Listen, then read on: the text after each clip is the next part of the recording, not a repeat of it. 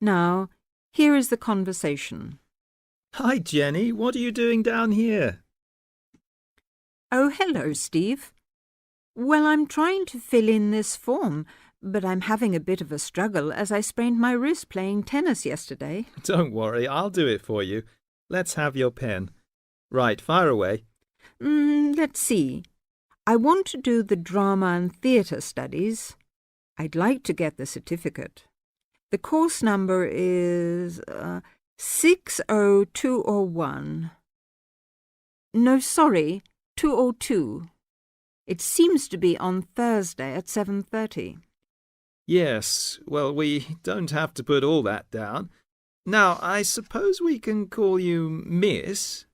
Don't be funny, and spell my name right. Well, if you'll have a name like Jenny McPherson, let's see, it's M-A-C. No, big M, small c, no A. Right, M-C-P-H-E-R-S-O-N. Yes, okay, and don't forget it's a capital P, Macpherson. Now, what's your address? Well, I've just moved, so it's 6 Westway Avenue, Longford. Hang on, don't go so fast. 6 Westway Avenue where? Longford. What's next? Your phone number, daytime and evening. Well, I've only got one, as we can't have calls at school in the daytime, so put down the evening one. 605-4829. 4829, OK. And you're a teacher. How old are you? 29? Wish I were. No, 32. Before you hear the rest of the conversation, you have some time to look at questions 7 to 10.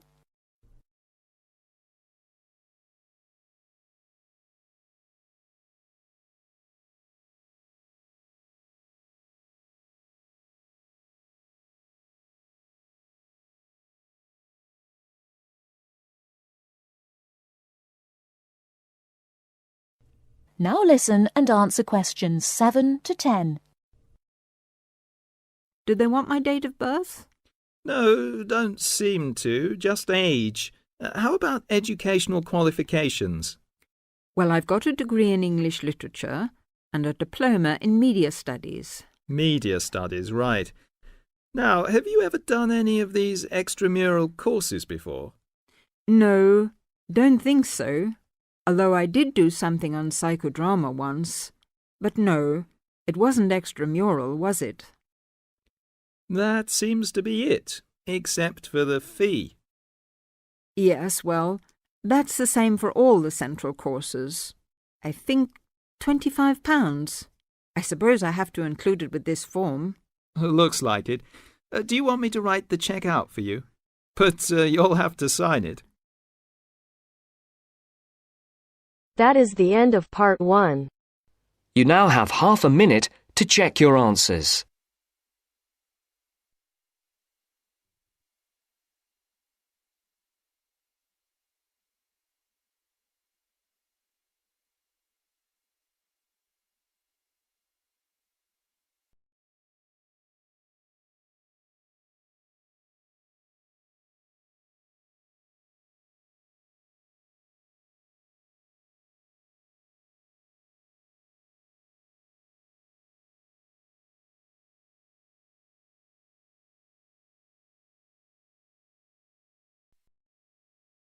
Now turns to part 2.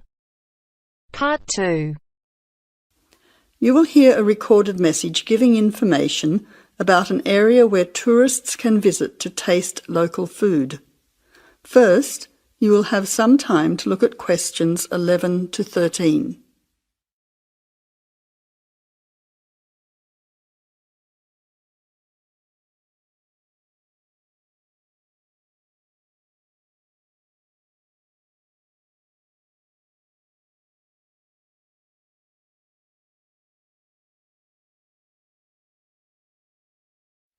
Now listen carefully to the first part of the message and answer questions 11 to 13.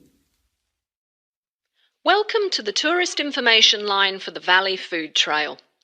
Here you will find many local food products for you to sample and buy. It is possible for you to spend as much or as little time as you want, but I suggest that you allow a full day for touring this area.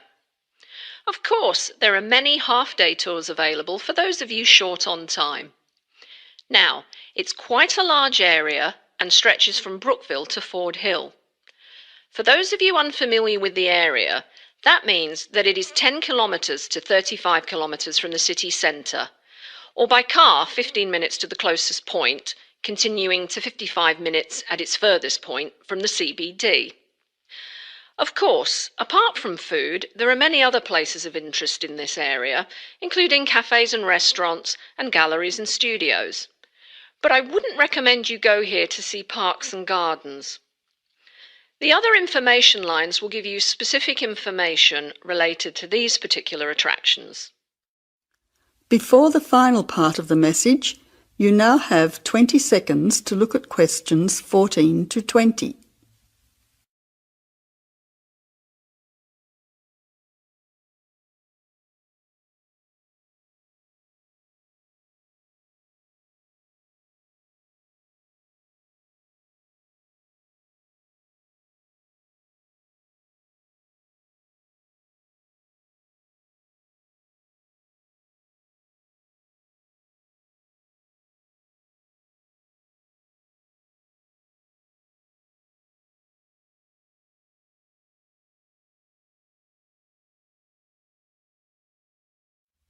Now answer questions 14 to 20.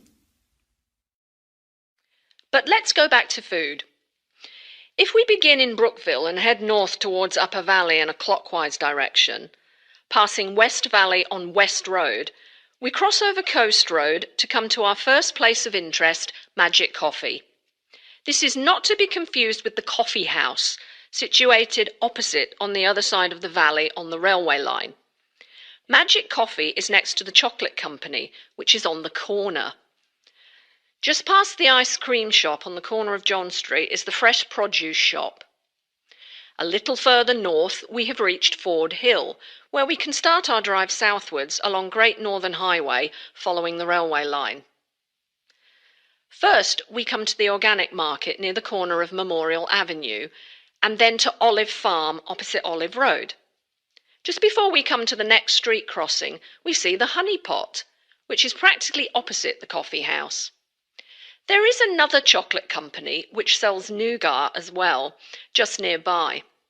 Following the railway line along Great Northern Highway, we return back to Brookville.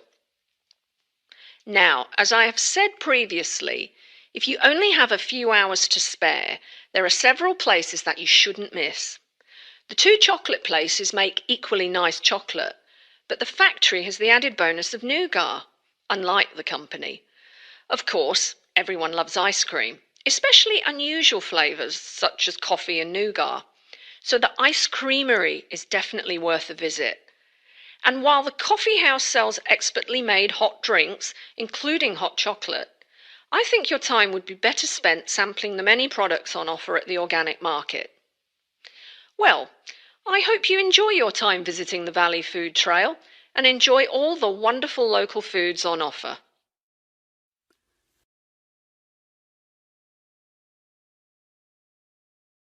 That is the end of part 2. You now have half a minute to check your answers.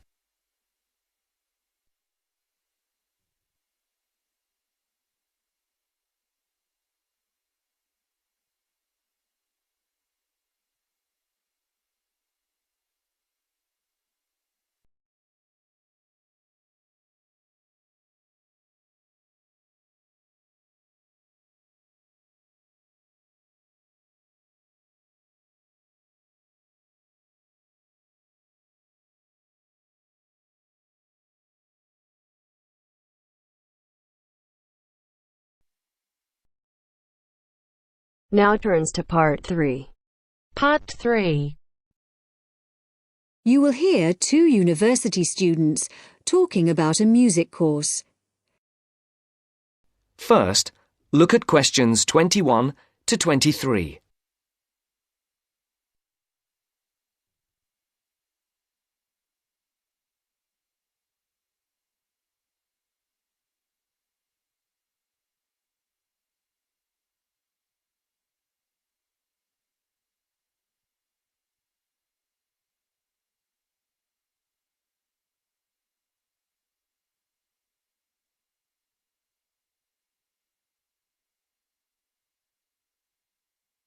As you listen, answer the questions.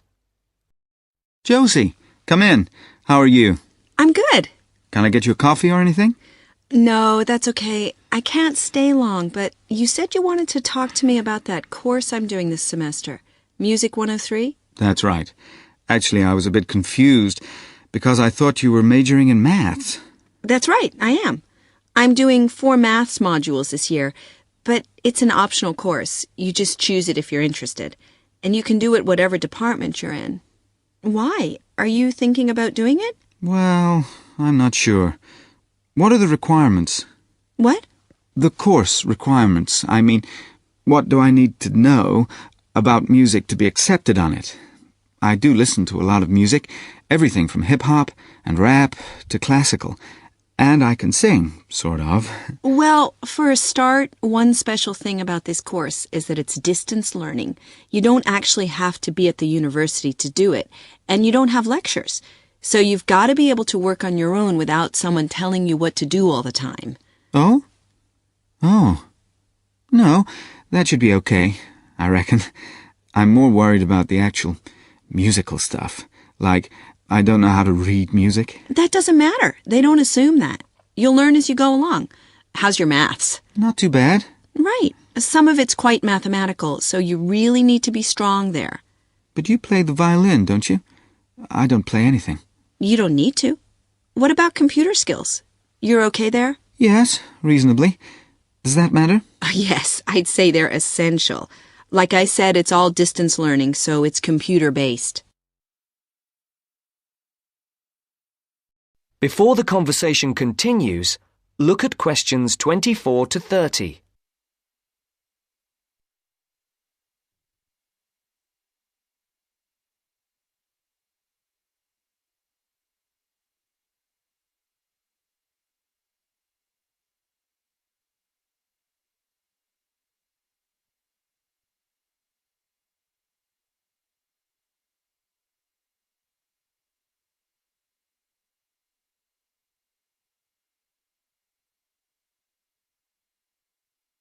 Now listen to the second part of the discussion. What about lectures? You don't attend any. It's all online. So lots of the students aren't here in Canada at all. They're studying from home all over the world. We've got someone from my group in Jamaica and a couple from Taiwan. Oh, and some from Hong Kong as well. So, how does it work? Oh, well, there's a multimedia course website on the internet where you can listen. You can listen and watch at the same time. And of course, you can do it at your own pace. So if you don't understand something, you just go back. Or if you want some more examples of the music, there are links there to things that you can listen to. There's quite a lot of theory, but it's all done through musical examples, so it's practical at the same time. Like in the last module I did, we looked at a bit of the music from the movie Star Wars. The Darth Vader theme, you know. Dum, dum, dum, dum, dum, dum. Yeah. Yeah. Then we looked at a theme from Wagner's Tristan and Isolde. Do you know it? Written in the 1850s. And we could see there were all sorts of parallels between them. And that's a feature of the course. We often look at modern Hollywood themes to illustrate concepts in classical music. It sounds really interesting. Do you have a course book? No, we don't use one. We're given a software program called Notability Lite, and what it does is it presents what we write, the music we write, really clearly. And it also allows us to play back any piece of music on our computer at home. But that's not all. We can write our own music, quite complex stuff for various instruments, and the program plays it back to us. Plays the actual music? Yes, so it means that your computer is actually your own musical instrument. And we can even submit our finished pieces to our tutor by email. So you do need your own computer, obviously. Yes, with at least 64 megabytes of RAM. That's okay. I've got 128. Oh, and a CD-ROM and a sound card, of course. No problem. So, how long is the course? It's 6 months. There are 2 a year, so you could actually enroll for the next one if you wanted. It starts in January. I started last September and I finish in February. And how many credits is it? 3. In order to pass, you've got to do 6 assignments. I'm just doing my 4th one now. And take a final examination.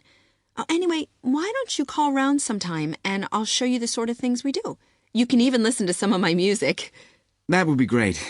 Well, thanks, Josie. Now, are you sure you don't have time for that coffee? That is the end of part 3. You now have half a minute to check your answers.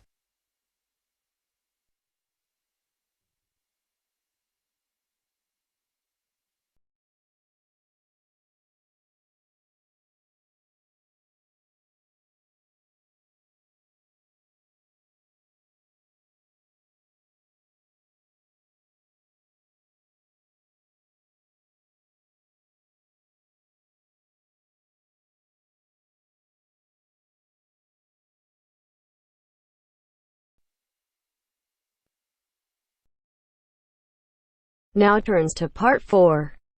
Part 4. You will hear part of a lecture on the current and future use of mobile phones. You now have 30 seconds to read questions 31 to 35.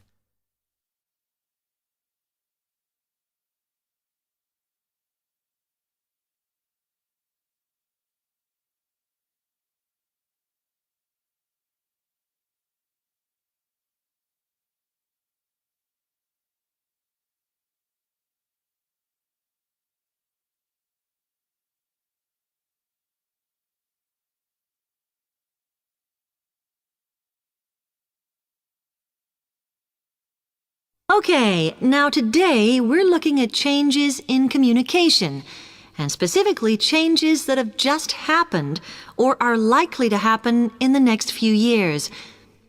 Key to this is the mobile phone, which is increasingly being seen as an all-purpose system rather than just a phone. If you only use your phone for texting and making calls now, you will be amazed at how you'll be using it in the future. The technology has been developed for a range of other uses. For example, phones could be used so that if you are meeting someone and they get lost, you could send them a map of your location to help them. This will save all those complicated explanations over the phone and our poor friends or colleagues trying to drive and find out where they are at the same time. And if you get bored waiting, or if you're traveling, for example, you will soon be able to see TV news on your phone as it is actually being broadcast. This means that you won't have to miss any of your favorites if you were away for a few days. Most people have got used to texting now, and young people send pictures to each other. But what is exciting is the possibility of putting music with them before you send them. And it's not all frivolous. Phones are going to become even more critical in business and education. Some recent developments have a highly practical usage. So, for example, as lecturers, we will be able to send everybody a text to let them know if lectures have been cancelled. And the new phones could have a further use in education, as well as business, as they will enable us to go to any destination, such as when we are doing a field trip, for instance, and from there to send data directly to a computer so that we can access it when we get home. This means we will no longer be limited by what the phone can store. You now have 30 seconds to read questions 36 to 40.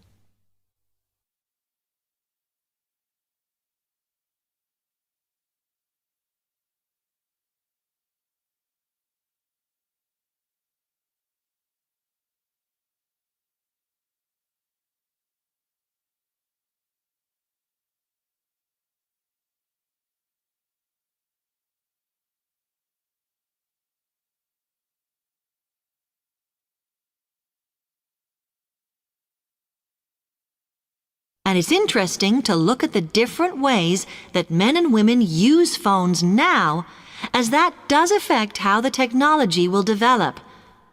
Some research has been done on how people use phones, and some of the results are surprising. One of the increasing usages of mobile phones is to get all sorts of data, such as phone numbers, the weather, train times, etc. And while there's been an attempt to set up connections with things that women might be interested in accessing, it is overwhelmingly men who do this. But what about the traditional use of a phone? To speak to people?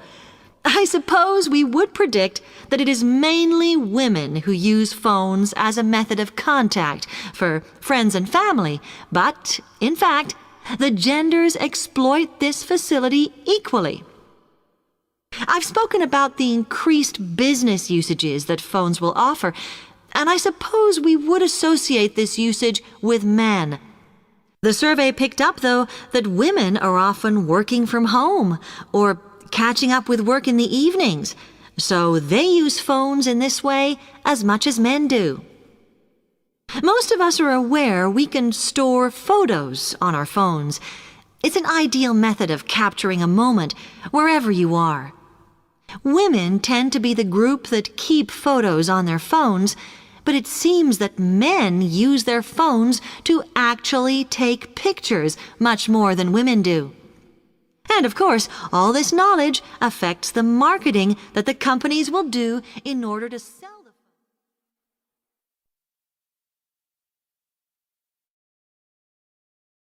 That is the end of